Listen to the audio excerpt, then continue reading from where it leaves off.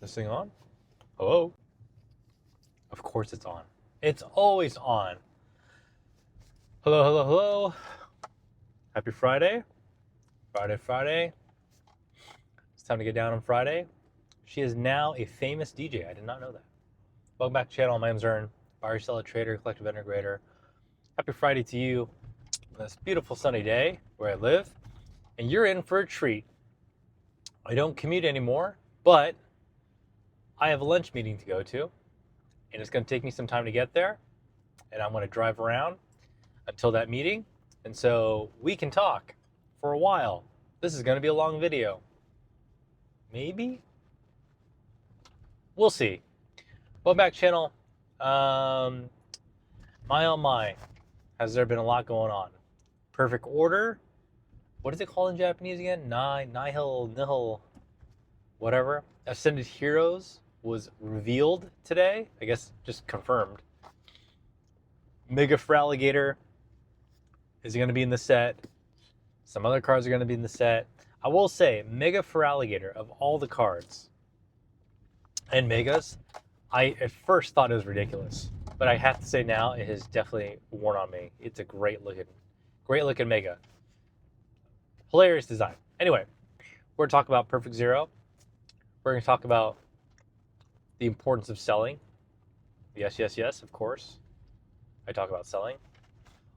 We're going to talk about, I don't know where this is going to go. This is going to be a long video. I've got a lot in the system I need to get out, and we're going to get it out. First things first, though, if you're not liked and comment, subscribed on the channel, it helps out a lot, more than you know. I need it. I would appreciate it. Just give the algo some love, and I will appreciate it kindly. Second thing, quick reminder, Real Investors, Fake Investors podcast next week, episode 8. 8 episodes already. That's crazy. Myself and Jodo Jake, and I just got stuck in between a bunch of lights, and I ran a red light because I had to. Sorry about that. It's just like this really weird intersection that's incredibly long, and I didn't really have a choice. Otherwise, I would have been stopped in the middle of the lane. Real Collectors, Fake Investors next week, next Tuesday, I think. I had to talk to Jake. He's been really busy as of late with some work stuff, so I'm assuming next Tuesday at 7 p.m. because I'm going to be gone next Thursday doing some stuff. That'd be rude if I eat this jerky right now. I'm starving. Tune in then. All right, let's talk about things. Perfect order. Now, I have been paying attention a little bit to the content sphere. And it's funny to me how sentiment, air quote sentiment, how people perceive sentiment to change so quickly. And what I'm talking about is like, people were so pumped for Ascended Heroes before we even knew what the cards were, before we knew what the cards were in Mega Dream, right? And with the Start Deck 100 fiasco, where all those random, top hits from that should be in a regular set or in Start Deck 100, like no one really knew what cards are going to be Ascended Heroes and what was it going to be. Perfect order. Did I say perfect zero? Perfect order. One, Mega Zygarde looks ridiculous. Can we just agree to that? Literally looks like a cannon. But I digress. It is funny to me how art, it really is art, right? How art dictates a lot of the previews and how people perceive or how people feel about a set before it even comes out. And time and time again, how people feel about it, it's a set, going into it, and how people feel about a set after, it's usually not the same, right? And I think we've been through this so many times where, the previews aren't good and the Pokemon aren't good, and Phantasmal Flames, it has this Zard, so it's going to be a good set. Like, you kind of realize that how people express their feelings about sets, it's like really fickle. And it's just based off of like a gut reaction or a knee-jerk reaction. And oftentimes, and this is just a really good reminder, you got to pay attention to the people who are making the most money. The people who are making money, I shouldn't say the most money. That's the store owners, that's people selling retail product, That's the people who are running ripping ships, because they are probably the best ones to tell you what is the actual sentiment for a set that comes out. It's not going to be me. It's not going to be you. It's not going to be a YouTube person. It's not going to be someone just blabbering on the internet. Like, those are just opinions, right? That's not indicative of like market sentiment. Those are just people.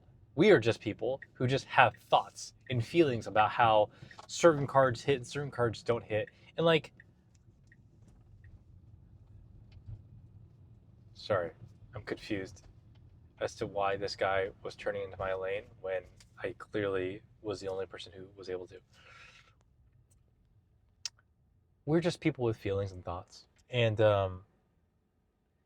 as we get into 2026, which will definitely be the year of like YouTube content creator, Pokemon people with thoughts slop, content slop.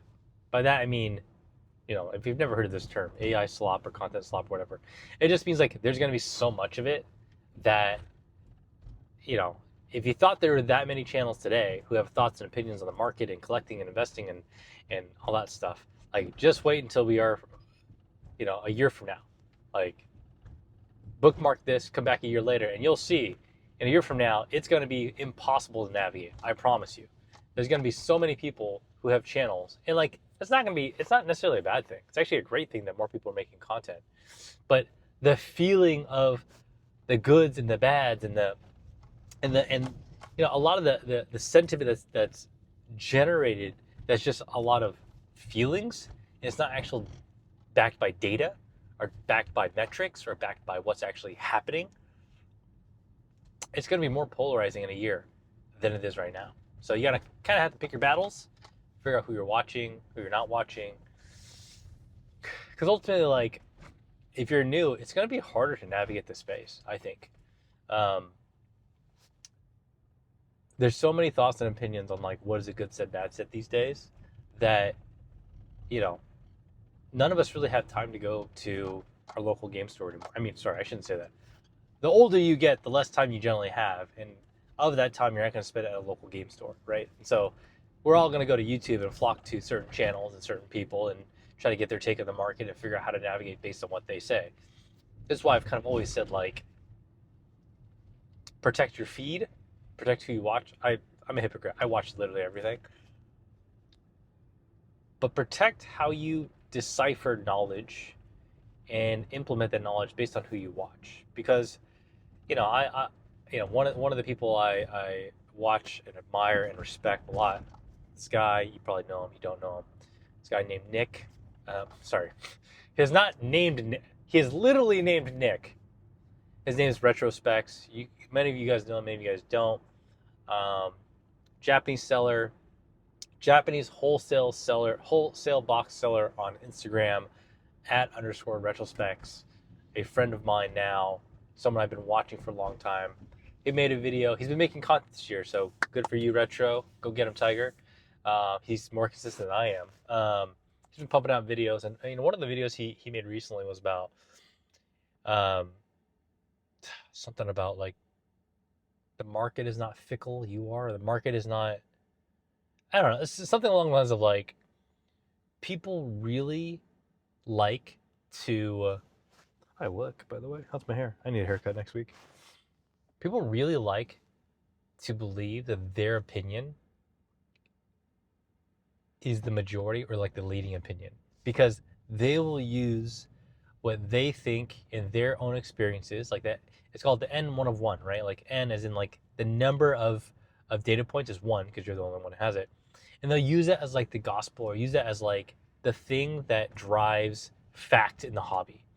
An example that Retro was talking about was like, people talk about, well, I went to a card show. And by the way, I've definitely made videos like this. I went to a card show and it was like slow, so therefore the market's slow. Or like, I'm a streamer on whatnot or whatever, and like, I didn't sell as much this week as I did last week. And so people use that point of data as like, that's exactly what's going on across the entire world. And like, honestly, the hobby is really big. It is massive. There are so many people who buy, sell, trade, collect, fan, grade, blah, blah, blah, blah, blah, right? And your own experiences are really good to like validate some of the feelings that you have, or they can help, but they can also be your own worst enemy in that, you know, I'll take an example. If you vend somewhere like Los Angeles, I've heard this from friends who went to Collecticon, or no, not Collecticon, West Coast Card Show. It was so big that one, it was way too big. There's too many tables. Two, there were multiple shows going on in the area at the same time. Three, the foot traffic could not meet the amount of supply, so the number of tables. Therefore, business for a lot of vendors there was not as good as at other shows. Some vendors, not all vendors, just particular ones. I'm just illustrating an example. But you can see that like someone who goes through that experience could easily say, Mark's not doing well. I didn't get any business at West Coast Card Show because there's nobody coming to my table. But it's not indicative of what's going on globally or going on for everyone. That's just specific to your experience at that event. And so going back to like YouTube and content and all this stuff, and I promise this will make sense eventually.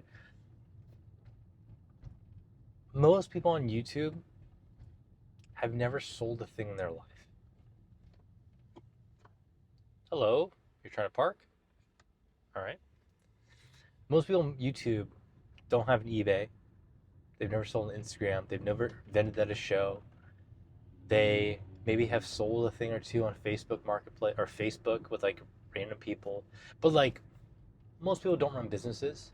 They don't have a sales reseller certificate. They don't have a separate checking account. They don't, they mix personal money and business money. They, just like blah, blah, the list goes down on and on and on and on. And like, I guess my point is that as we get into these later sets and what's going to happen for the rest of the year, let me just first say, I expect it to slow down eventually. I don't know if it's going to be anytime soon. Maybe end of the year. Who knows? 30th? No idea, right? My point is that like, you don't want to listen to a crowd of noisy people who you have really no idea, like, are they qualified to be saying what they're saying? Or are they just saying stuff because they feel that way because they heard it from someone else? You really want to pay attention to the store owners, the people who run live stream operations, the people who, and collectively, right? I'm not just saying like one person. I'm saying across the community. I said the C word, community. Add all that up together, and then you can decide and figure out like what is the general sentiment. And I will say one thing I've learned throughout the years, when people start to get really antsy about like print runs, tariffs, this set's short printed, this set's overprinted, that usually is a sign that opportunity is coming in some way, shape, or form, right? I use tariffs for example. A lot of people avoided buying Japanese products overseas because the tariffs put them off, right? Because they couldn't figure out how to run a business model through tariffs. But the truth is, everyone has tariffs.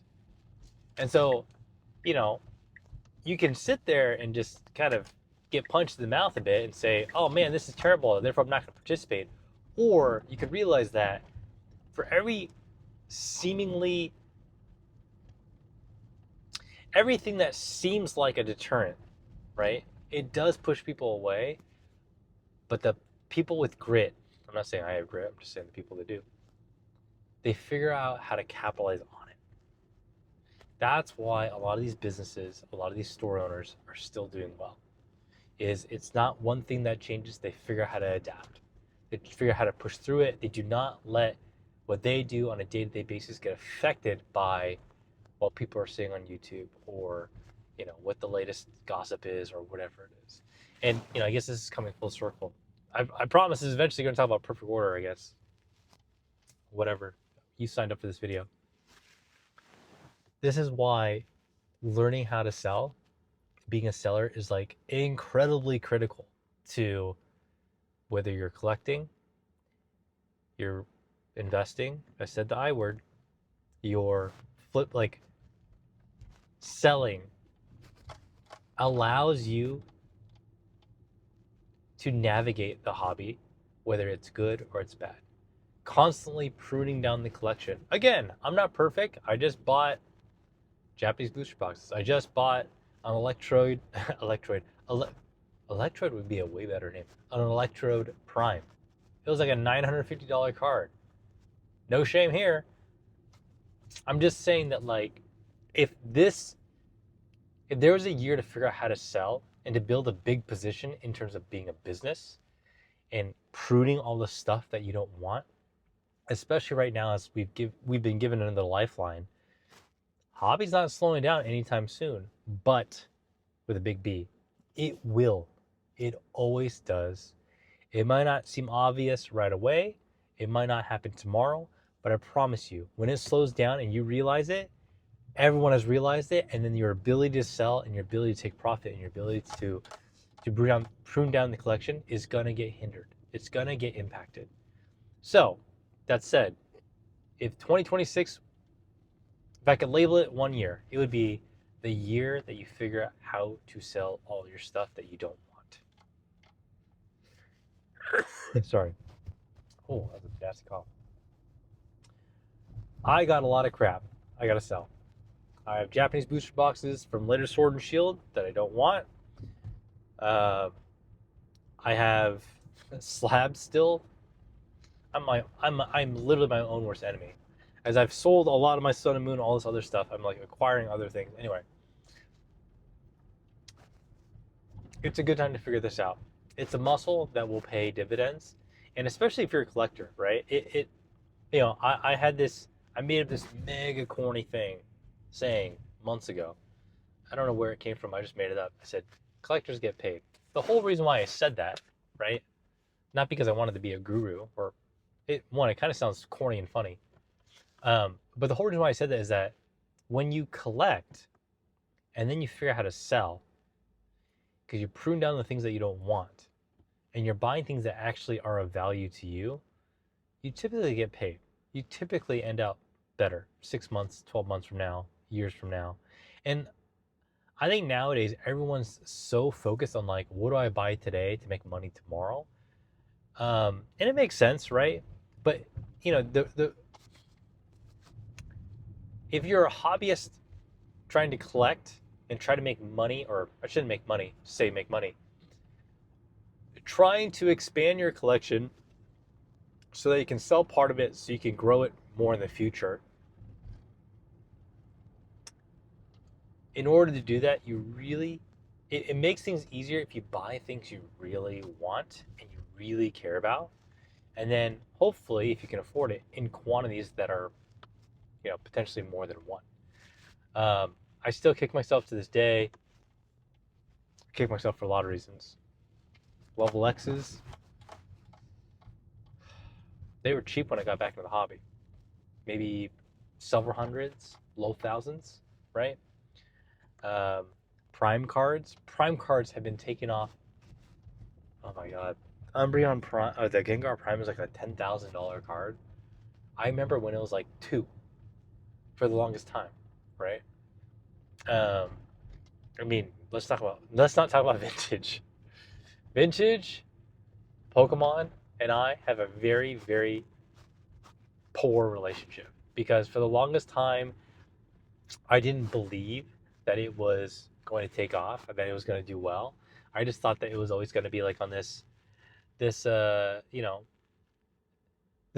pricing level where it's just going to stay stagnant and like only the real knucklehead collectors would want vintage. I mean, eventually the prophecy comes true. The older it is, eventually it's going to do well. Like that's just like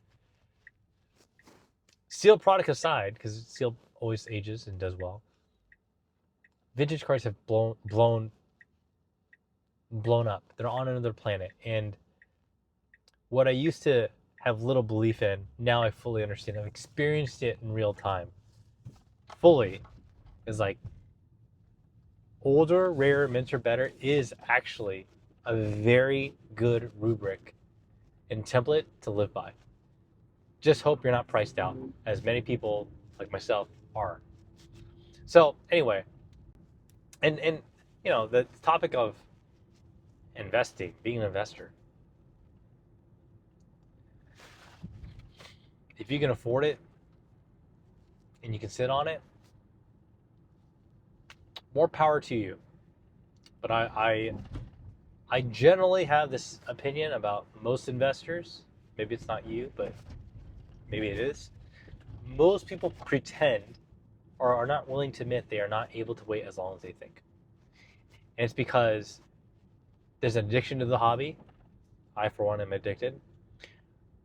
But I think a big part of it is like, it's a stubbornness, right? Related to like, they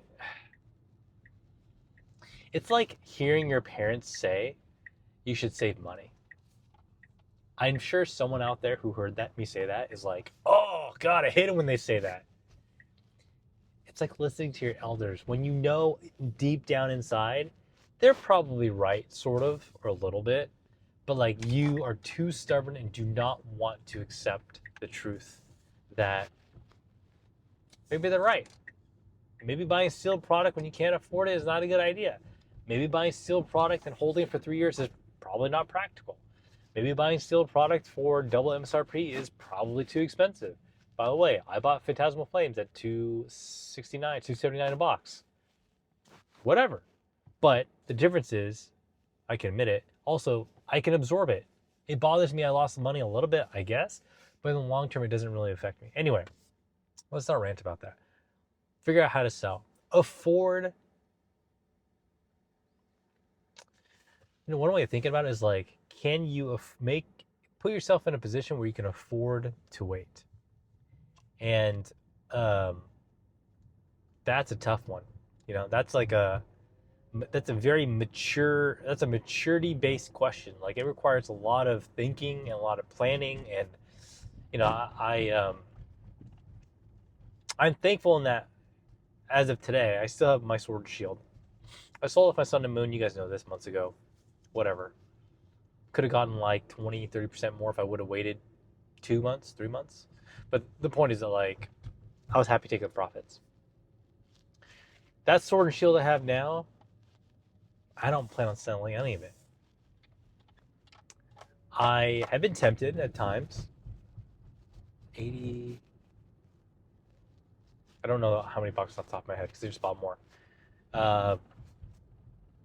North of 80 boxes of Sword and Shield across different sets, that kind of thing.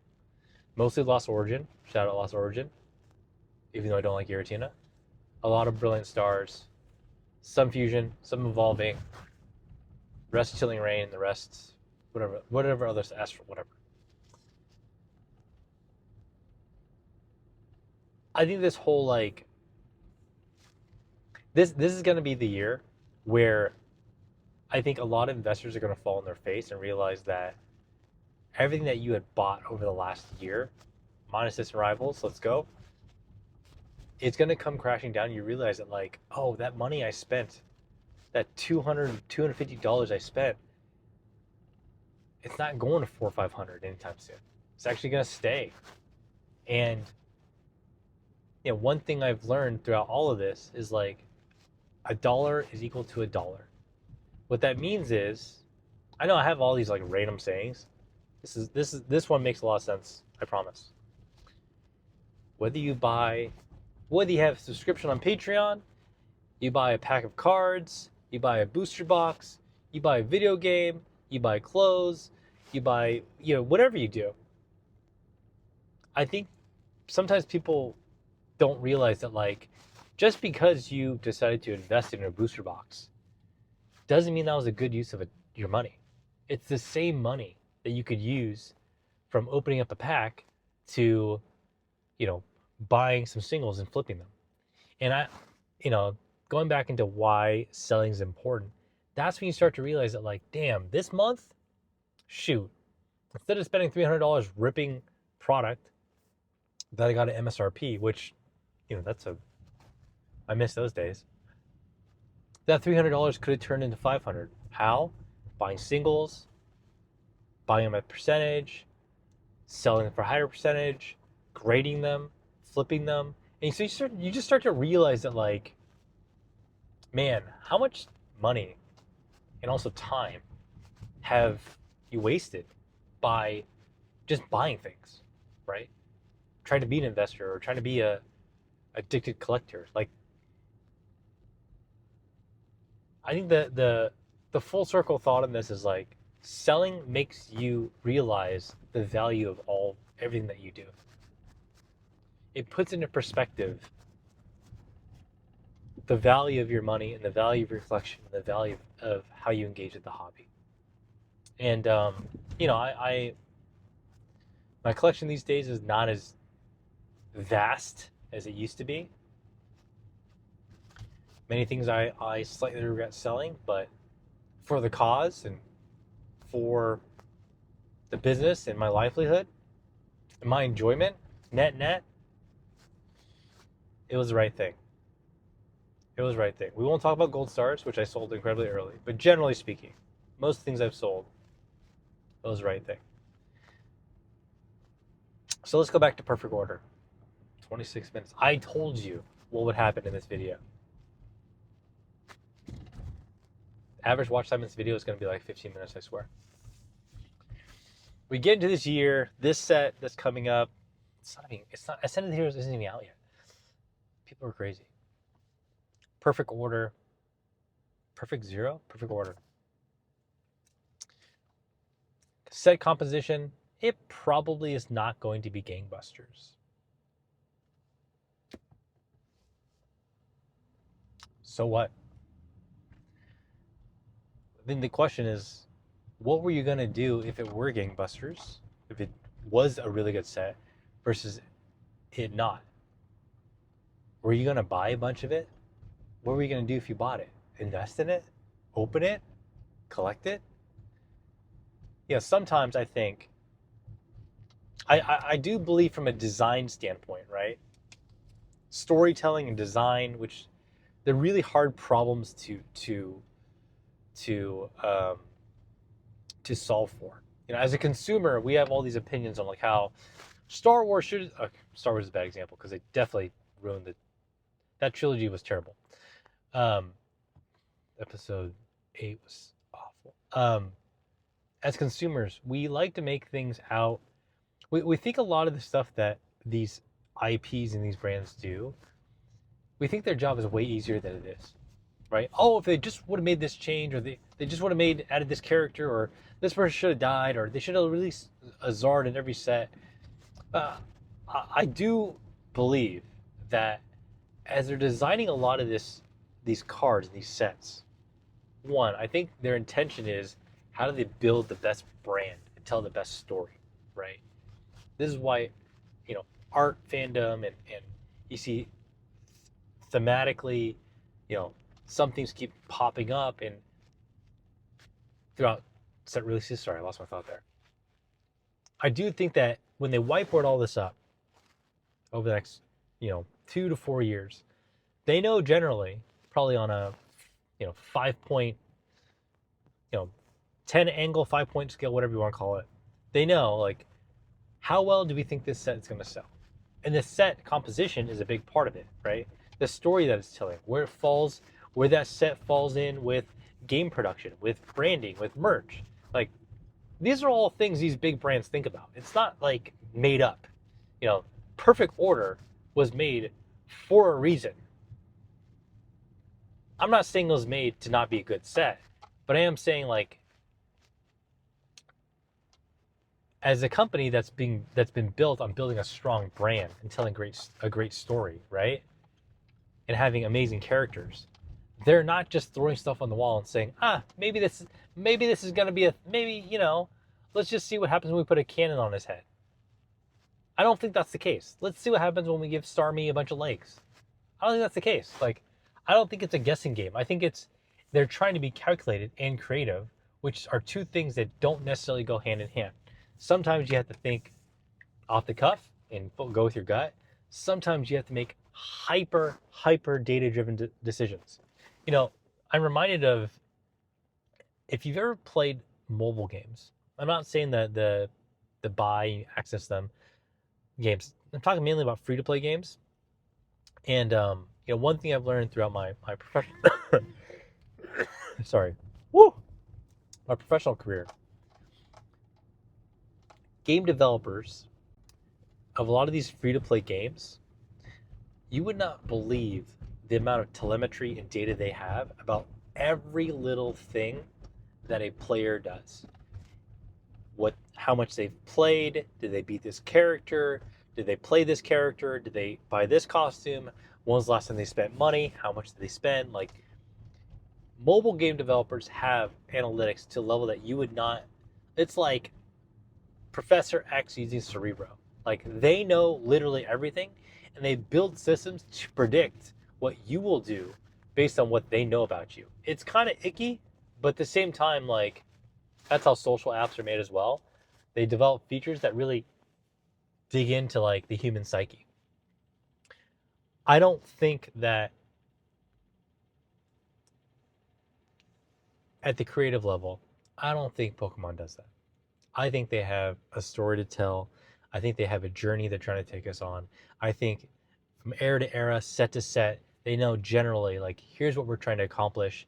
And if every set were a banger, right? If every set, as they say, as the kids say, I don't actually say that. If every set were to be the best set ever, then the truth is no set would be the best ever. So you have to have some give and take, some ebb and flow, some good and bad, some changes, some, you have to have differences. Otherwise, these oh, what the heck? This tour bus? This is like a triple decker San Francisco tour bus. I wish I had my meta glasses, but I can't blame my daughter. I lost them. AKA, I gave them to her, and then for some reason, I can't find them. Oh, dude, I lost my train of thought. Oh, this is going to be painful. What were we talking about? I don't think they sit around just and not have a plan.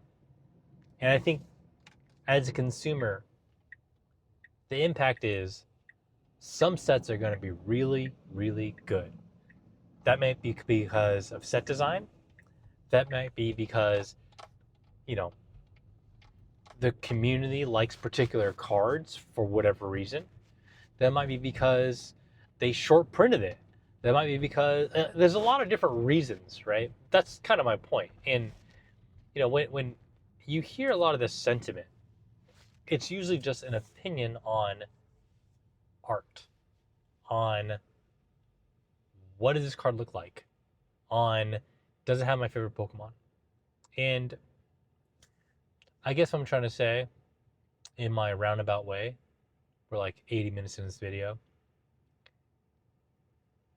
it is all calculated. And they are in a ridiculous position to take us on this journey and to release sets. And some are going to be good and bad based off of whatever factors you want to determine. But I promise you, they know that. Companies that generate hundreds of millions, if not billions of dollars a year, do not do things willy-nilly and just roll the dice to see what happens. They do things because they know how to optimize and obtain the most amount of revenue as possible from the user base that they have. So, Perfect Zero, yeah, it might not be the greatest set, but it is probably designed in a way to satisfy the market enough to tell a story, to set the stage for whatever happens next. And, I think when you remove yourself from having such a strong opinion and having that drive why you would or would not participate, and you just kind of like absorb all this and let it be as it is, then you just start making better decisions based on like, well, what are my goals, right? Truthfully, if Perfect Order sucks and I can grade the top cards and make 50% more margin, it can suck. It can be the worst set I've ever seen. I don't care. It won't matter to me because, my goal is to grow the collection, grow the business, and that's by selling, flipping, and participating. See what I'm saying? Like a lot of the time we will stand by so true and so stand by what we think and how we feel about something so strongly. And a lot of people don't have the same goals. So who cares? Who cares what people say? That's part of the reason why many people don't have bigger collections or bigger businesses or bigger investments even. There's just too many thoughts and feelings. And like, I think going back to Richard's video, which I'll link down below, people have too many thoughts and feelings on things that really don't matter. And if you decide to let that guide you and determine how you engage with the hobby, determine how you collect, determine how you invest, then honestly, I think you're going to miss out on a lot of opportunity. And it's not just about making money. It's just about letting people have their opinions and then saying, I don't agree with that. Or say, I agree with that. But also not making that be the determining factor for why you would do X, Y, Z, invest, whatever, right? Because context gets so lost, man. It is like, I'm happy that we're in this YouTube content meta for Pokemon, and it's not like Twitter or X or whatever you want to call it. Do they call it Twitter anymore? X? Blue Sky? Like what? Isn't Blue... Anyway, it looks exactly the same. At least there's like a little bit more context in videos because people are talking. But man, back in the day, back in my day, last decade, if you read stuff on Twitter, oh my God, you could not... Context was impossible to carry in a conversation. And what people meant was like impossible. And especially me, I'm not a great writer, right? So just trying to figure out how to respond to things and like make tweets and oh my gosh, it was not enjoyable. Anyway, Friday. I hope you had enough time to watch this video because that is all I got for you guys. That's it. So almost 40-minute video. Perfect order. It is the natural, perfect order of things for it to be this way. Let's let the set suck, air quotes. It's still probably going to sell well. It's still probably going to do great. The PSA 10 cards are probably going to go for like $700, $800, $900 at release, if not more. It is just the way it is. How are you going to let it affect you? And what are you going to do about it? You can have the poo-poo attitude and do nothing. You can have the poo-poo attitude and do something. Or you can just let it be. All right, guys. That's all I got for you. Have a great Friday, and I'll catch you in the next one. Peace.